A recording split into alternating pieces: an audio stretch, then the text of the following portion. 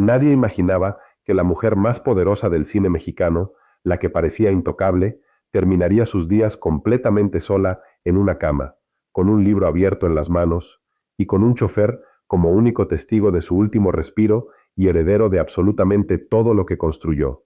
Imagínate el escándalo. La doña, la diva de las joyas de Cartier, las mansiones, los amantes legendarios, dejando fuera a toda su familia y poniendo el nombre de un empleado en el testamento, mientras su hermano, furioso, llega al extremo de exigir que abran su tumba porque está convencido de que la mataron. Quédate, porque lo que vas a escuchar hoy no es solo un chisme de herencia, es la autopsia emocional de María Félix. Si te gustan las historias donde el glamour se rompe y deja ver la herida de abajo, suscríbete porque en Nietos del Poder contamos lo que la televisión nunca se atrevería a decir. 8 de abril de 2002, 10 de la mañana. Colonia Polanco, Ciudad de México. En el número 311 de la calle Hegel, un hombre abre la puerta de una recámara. Sobre la cama, con la luz encendida y un libro abierto sobre el regazo, está el cuerpo de María de los Ángeles Félix Güereña, la doña. La mujer que mandó sobre directores, productores, políticos y amantes. Lleva muerta 9 horas. Nadie la escuchó irse. Nadie estaba ahí cuando cerró los ojos. El hombre que la encuentra no es su hijo, porque Enrique Álvarez Félix murió de un infarto 6 años antes.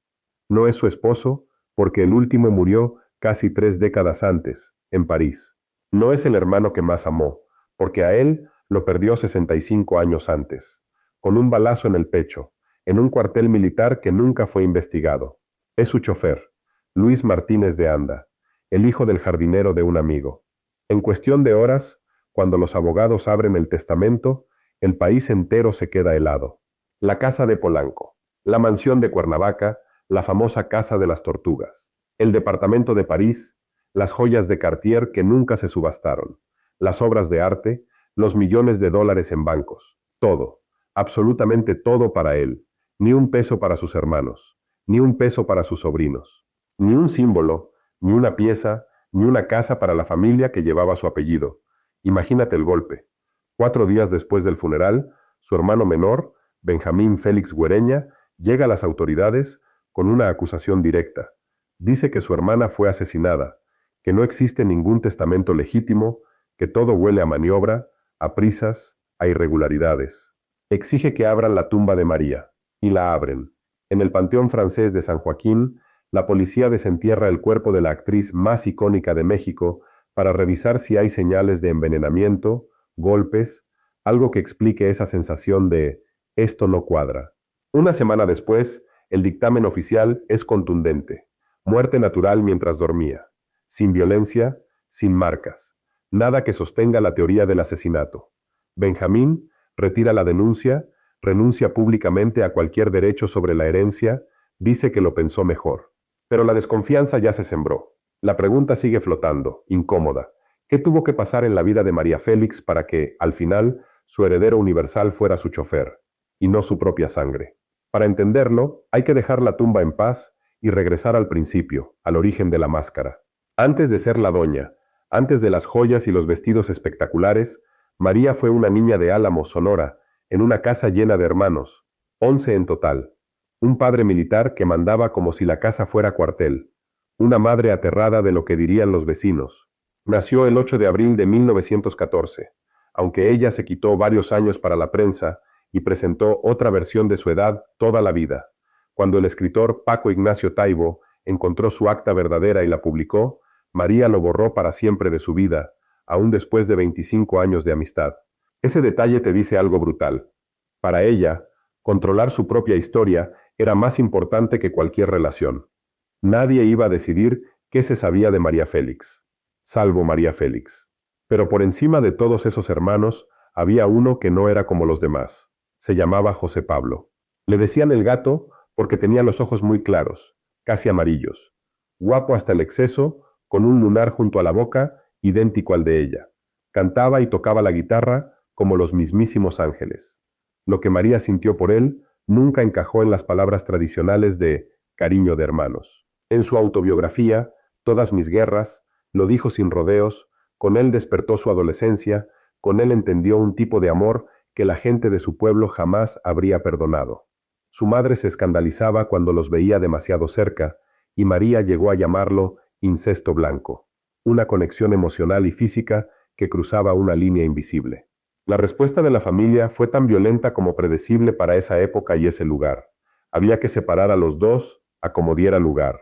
La solución, mandar al muchacho lo más lejos posible, y lo más lejos, en el México de finales de los años 20, era el Colegio Militar de Popotla, en la Ciudad de México. José Pablo fue enviado como cadete. María tenía 15 años, él 17. Fue el primer arrancón brutal en la vida de ella. Lo volvió a ver ya convertido en militar, con uniforme, cambiado por fuera, y ese día pensó algo que repetiría ya vieja, sin vergüenza, que buscaría un hombre con su piel, con sus ojos, con todo lo que él era, pero que no fuera su hermano. El perfume del incesto no lo tiene otro amor, dijo después. Y esa frase es la llave de todo. El 26 de diciembre de 1937, en plena Navidad, cuando casi todos los cadetes estaban de vacaciones, el cuerpo de José Pablo apareció en un depósito del escuadrón de cadetes dentro del colegio militar. Tenía un golpe en el ojo y un balazo en el pecho. La versión oficial, publicada al día siguiente por el periódico Excelsior, habló de suicidio. Decían que se privó de la vida, que no dejó carta, que quizá estaba deprimido. Le bajaron la edad, reportaron detalles que ni el forense había incluido, como si alguien hubiera dictado la nota para cerrar el caso rápido. No hubo autopsia, no hubo investigación a fondo.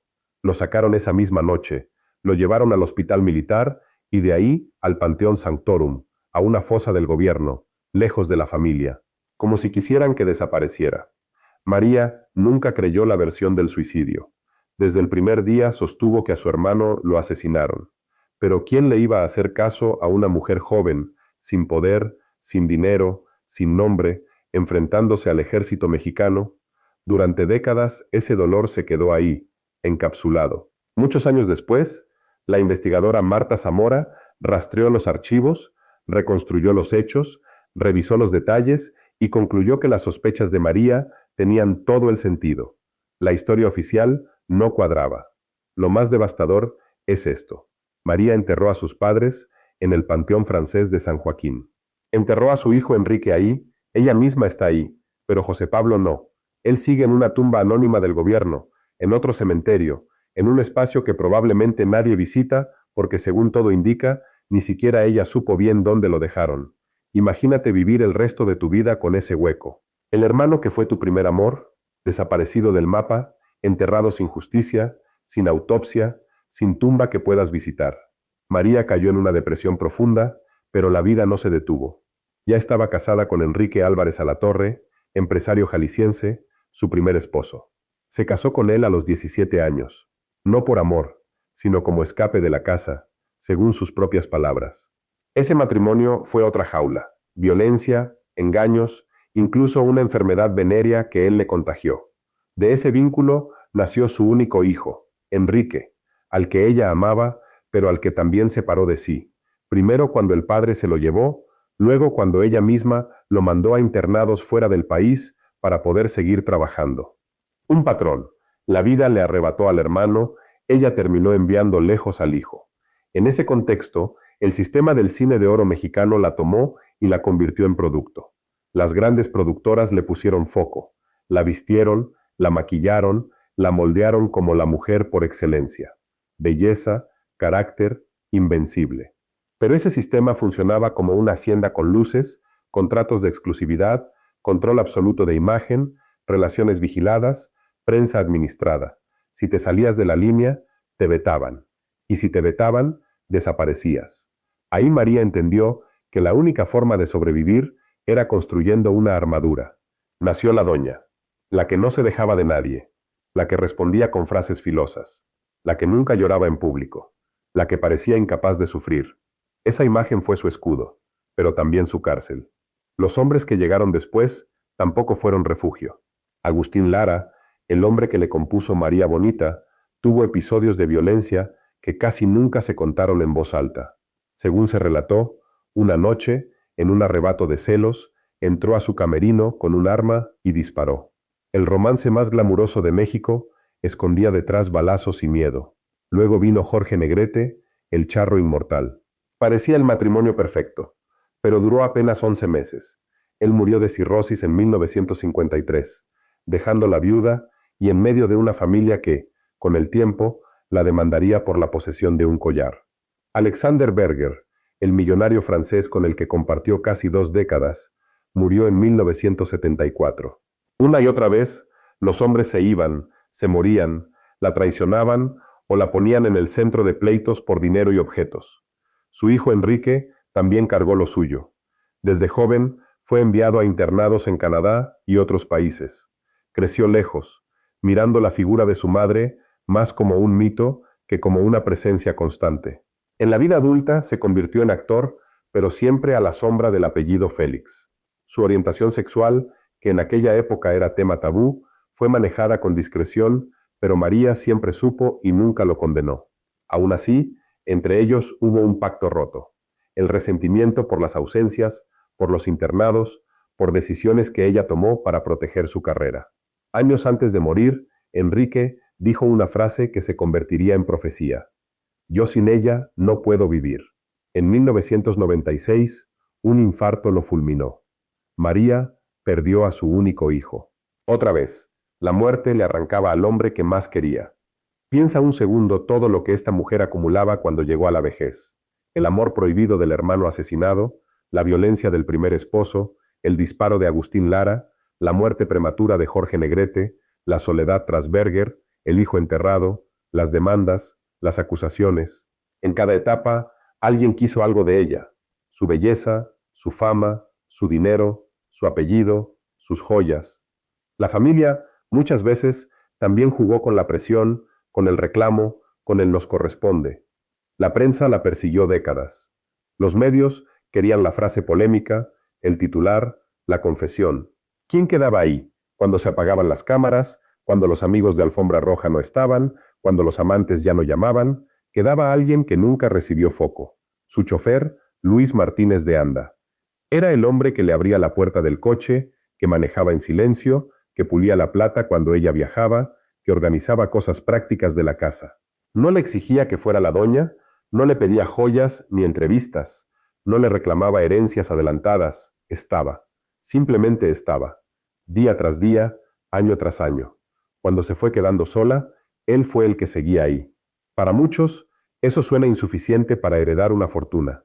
Para alguien que vivió toda su vida rodeada de gente que siempre quería algo, la presencia silenciosa puede convertirse en el tesoro más grande. Por eso, cuando María firma un testamento dejando absolutamente todo a su chofer, para algunos es locura, manipulación, abuso. Para ella, puede haber sido lo contrario: la única decisión realmente libre de su vida, el acto final de confianza en la única persona que nunca la poseyó, que nunca la quiso convertir en trofeo, que no le exigió más que lo que ella quiso dar. ¿Fue perfecto? No.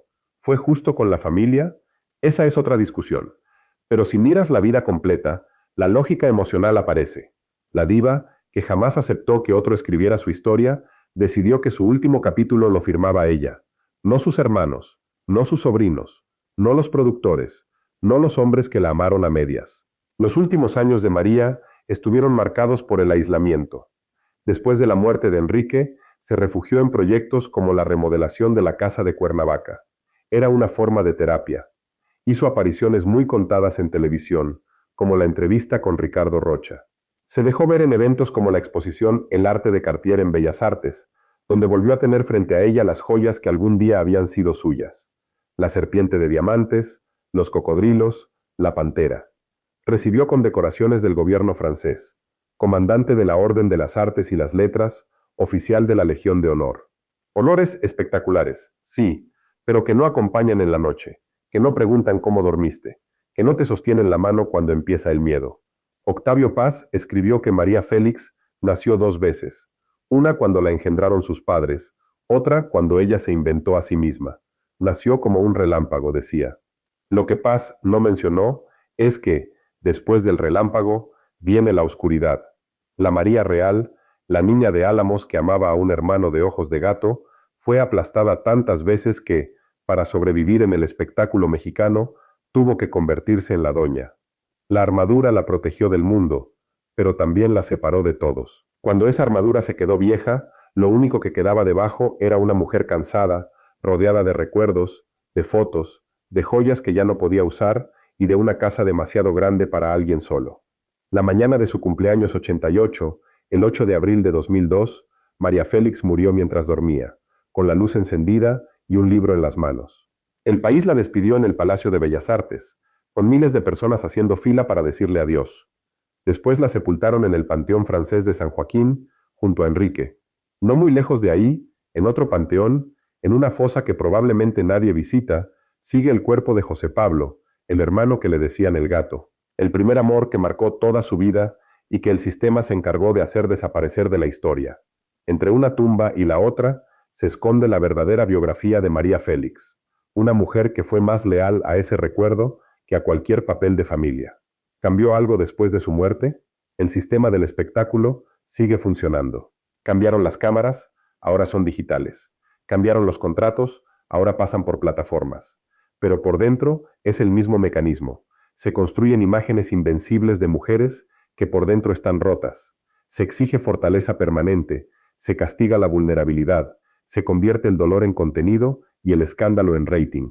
María fue una de las primeras grandes víctimas y al mismo tiempo uno de los rostros más brillantes que ese sistema usó. Su decisión de dejarlo todo al chofer fue, tal vez, su forma de decirle al mundo, mi historia la decido yo, hasta el final. Y ahora te toca a ti. Piénsalo un segundo. ¿Crees que María Félix se equivocó al confiar en Luis Martínez de Anda? ¿O crees que fue coherente con la vida que le tocó vivir, con todos los que la traicionaron antes? Déjamelo en los comentarios, porque lo que pasó aquí todavía divide familias, fans y expertos. Si te quedaste hasta este punto, suscríbete a Nietos del Poder, porque aquí vamos a seguir abriendo tumbas simbólicas, leyendo testamentos incómodos y desarmando las leyendas que el cine, la fama y el poder nos vendieron como historias perfectas. Lo que viene en los siguientes videos te va a hacer mirar a otros ídolos con ojos muy distintos.